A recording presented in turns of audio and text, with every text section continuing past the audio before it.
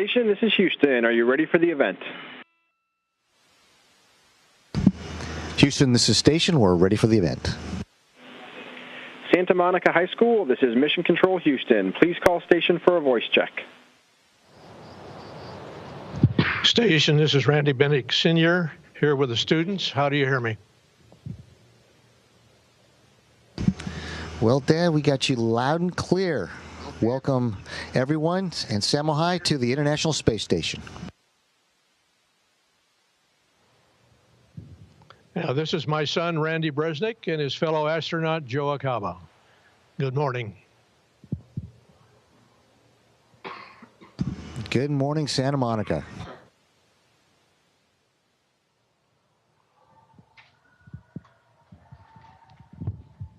Oh, I got to introduce this first.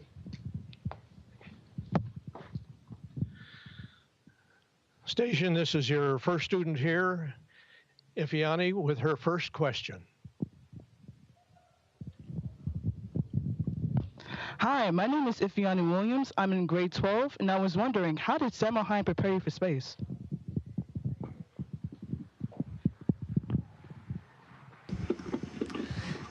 Samo High really taught me how to start studying. You know, you go from middle school to high school, you're getting ready to be an adult, and I had all these different courses, and so it taught me, you know, the self-discipline of having to study. It also gave me the opportunity to study all kinds of different things, you know, more languages. I got to study physics. I got to take calculus, chemistry, all these things that were interesting to me about how things worked and why things did work the way they did.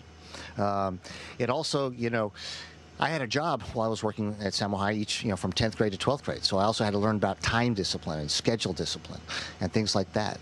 And you can see that, you know, from what I learned there, you know, as a young adult, getting ready to become an adult, that those were all things that were pretty useful. And through, you know, the disciplines that I gained while I was at Samo High, you know, I was fortunate enough to be competitive and get an ROTC scholarship to be able to go to college. So Samo High really gave me the good start that I needed to be able to get ready and launch off into life. Hi, my name is Julie Markuson. I'm going to take over and help moderate here. I'm one of the house principals at Samo High. Hi, I'm Daniel Sizer, 12th grade, and I was wondering, what was the most difficult life skill, eating, bathing, for you to learn to do on the space station?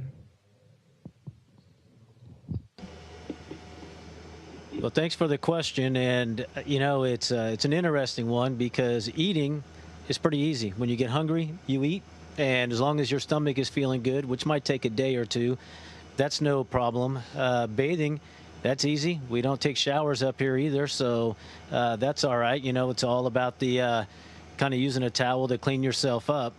So I think the most difficult thing, and we both have been here before, but it's the work routine that we have, where you have to stay focused all day long, and we do so many different tasks throughout the day, so it's really keeping that focus. This morning I was working in the airlock and, you know, made a couple of mistakes. Luckily I had Houston there watching me, so keeping that focus all day long and giving your best to what you're doing at the moment is a challenge every day.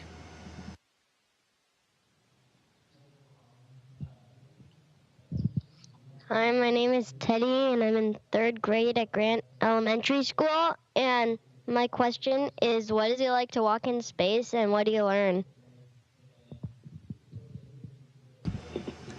Well, walking in space is a really, you know, special experience for astronauts. There's only been a little over 550 humans that have ever been to space, and only a little over 220 that have actually been on spacewalks. And here you are in your own personal spacecraft. And even though you've been floating around inside, you're always contained, and you have this sense of, you know, security because even though you're floating, you know you can only go so far. But when you go outside in that personal spacecraft, and you got this visor, it's like a you know, a glass bowl or a fish bowl, and all your peripheral vision is just space. And then all of a sudden now, there's just, when you look down, the only thing between you and the Earth is your boots. That's when it becomes physically very, very real, because you don't have anything, you know, to catch you if you bounce off the walls. So we have tethers, and we train very carefully to move around station so that we're always tethered. So we can tether with shorter tethers when we want to work with both our hands. But the thing that you learn most is to overcome your fear, because there is a immediate and very real, and I don't think it matters how many spacewalks you do, physical fear of what you see. Your whole life, your body's been trained that if I'm up somewhere high looking down, that your body naturally, reacts to that. If all you guys went on top of Barnum Hall, stood at the very edge of the building, kind of leaned over, your body would say, hey, lean back, because the capillaries would start constricting, and your body would say, hey, I feel physical fear. You have to overcome that when you're doing the spacewalk. And you do that through getting confidence in your equipment. Put the tethers on both spots, and then push off and let go and see the tethers. You back up a little bit. The tethers pull you back in, and guess what? You don't float off station, so that helps you overcome that natural fear. And then the rest of the time is just staying, like Joe said, the work inside, the work outside is the same. You got to be focused every single bit of the EVA. I mean, every time you move your hand, every time you work on a tool or do any of that, you've got to be focused on every single one of those. And so it is, good to start young on having the attention to detail on everything you do. It's great to have fun, but there's a time for work and there's a time for play. And when you're working, be serious about it.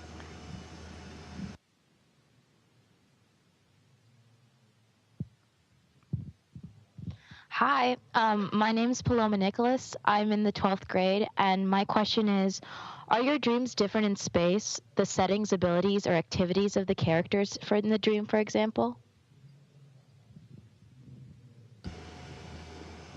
Well, they are a little bit different, and I think it just hit me maybe a week or so ago that when you're on Earth, you dream about things on Earth, and maybe, you might have a dream every now and then where you're flying around. But just this past week, I started having dreams where I'm actually floating. And so I think my mind has gone from that living on Earth, and maybe you might have this dream that you're flying a little bit. But now it was just like a regular dream. I can't remember what I was doing, but it was floating instead of walking. So I think that part changes. But the concepts of the dreams, I think, are probably very similar. And I think it'd be an interesting study to log your dreams on Earth for a period of time and then do the same thing up here. So maybe somebody will have us do that. But it is cool when you first start dreaming about floating, and I think it's the same thing when you learn a foreign language. When you start dreaming in that language, you know that you are now immersed. And so I think we are now immersed in the microgravity environment.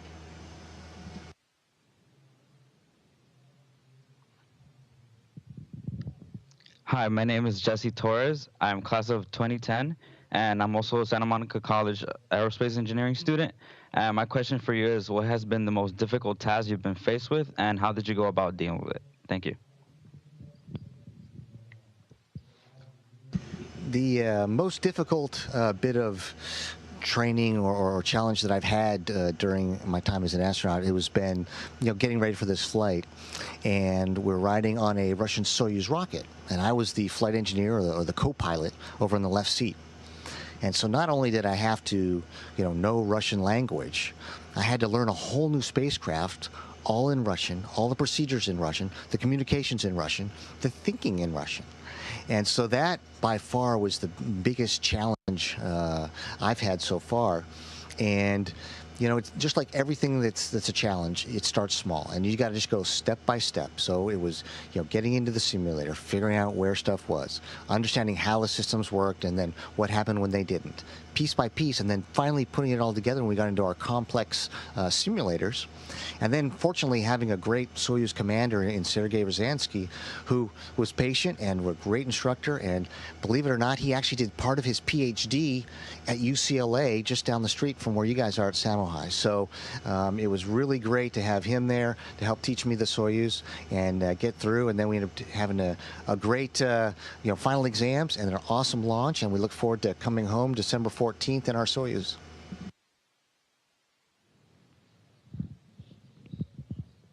Well, hi, Colonel. I'm Spencer Michelson in the 10th grade, and my question is, what are your duties on the space station?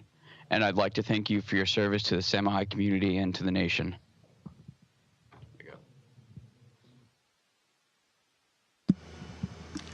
Al, thank you very much for that. Hopefully that you guys are learning that life is not all about you. And the more that you're able to contribute to the people around you and to society in general, the more rewarding your life is, because you've helped make the world a little better, you know, person by person, piece by piece.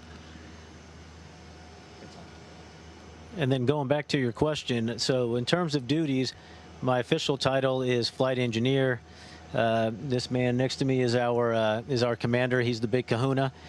But on a day-to-day basis, our duties are all about the same. And because we live here and we work here, we kind of do everything. So your duties are really maintaining the space station and conducting science. And it's fun because every day is a little bit different, and throughout the day it changes, where I had to work out this morning, then I went over to the airlock, and now I'm setting up a camera for another experiment, and here we are talking to you. So the duties are kind of all encompassing, and that's one of the fun parts about being here, is that, you know, you live, you work, you hang out with your buddies all in the same spot. So we're pretty much all trained to hopefully tackle anything that comes in front of us while we're up here.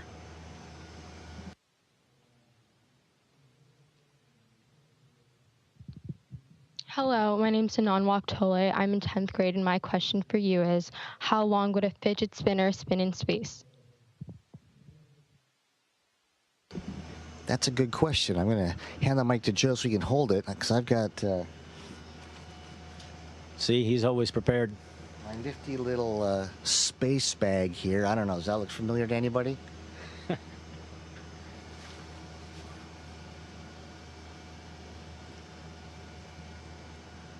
And inside of it, we've got a space spinner. And the thing will float as long as we let it go. You know, we've got air currents that are circulating in the air, so we don't get pockets of CO2 building up around our heads. And the spinner, it's pretty gyroscopically stable, so it'll spin for a long time. And so the only thing that's acting on that right now is just the friction from the center portion on the actual part that's spinning. And so, you know, it'll spin for a pretty darn long time. Technically, it should spin forever if there wasn't any friction on that center part. But it's fun to play with. It's neat to be able to have something that, you know, you guys on the ground are familiar with and can identify with, and really demonstrates, you know, a lot of different properties that you can learn in the science class right here in Zero Gravity.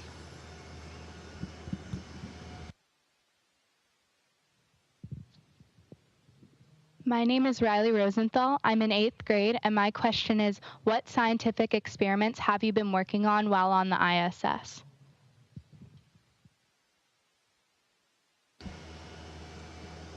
Well, we do a lot of different things every day, and again, our main purpose for being here is to conduct science in this microgravity environment.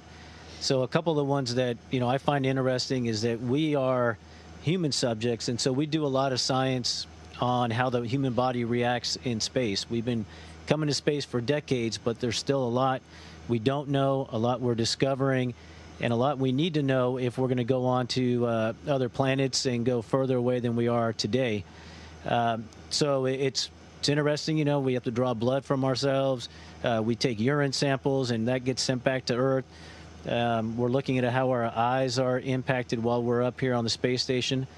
And then another neat one that I just worked on this past week, and it's ongoing, is we were growing some lettuce up here, and Friday was the big harvest.